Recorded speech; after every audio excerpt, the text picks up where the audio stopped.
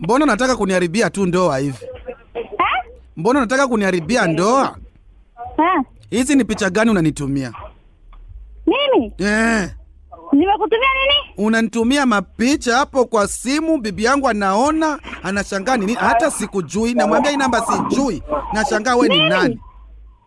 Nimekutumia nini bro? Umenitumia picha. Unanitumia picha mbaya kwa simu. Mimi? Mimi ni mama mzee bana, hata sio hiyo, sina hiyo simu ya kutuma hiyo picha. Sasa hiyo ni tabia mbaya, mimi nakwambia nitaharibia ndoa, bibi yangu atakasirika. Kwenda bana, hebu angalia hiyo namba. Nimeangalia vizuri na nimepiga hii simu, hata bibi yangu ako hapa na kusikia ukiongea. Hakuna, mimi hata sina hiyo namba ya kutuma hiyo picha bana. Hiyo mipango yako yenye umepanga kwamba labda hata kama ulikuwa unanitaka ungekuja na njia nzuri. Kama mtu nataka mtu unaongea vizuri.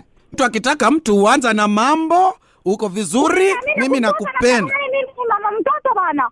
Sasa hizo picha ilikuwa ni za nini unatuma? Ulikuwa unataka nini? Unataka nikosane na bibi? Kutuma picha? Pole bana, niulize mimi kitu mzuri bana. Si nimeona hiyo picha yako umenitumia hapa, ama niweke kwa mtandao? Wewe ni nani? Mimi si ni Hussein. Hussein? Hussein gani? Hussein mwenye umemtumia picha, ni kama unanitaka? Hussein gani? Mwenye unataka ni nani? Si unataka Hussein wewe mwenye niko na hii dairy. Nauza maziwa. Mimi sikujui bro. Mimi sikujui. Sasa hii picha ilikuwa ni ya nini? Ni kuharibu tu ndoa yangu, utaki nikae na bibi yangu kwa amani, nikosane na bibi. Kama hapo ajebu ikuje hapa. Sasa bibi amekasirika kwa sababu yako, anasema mimi natongoza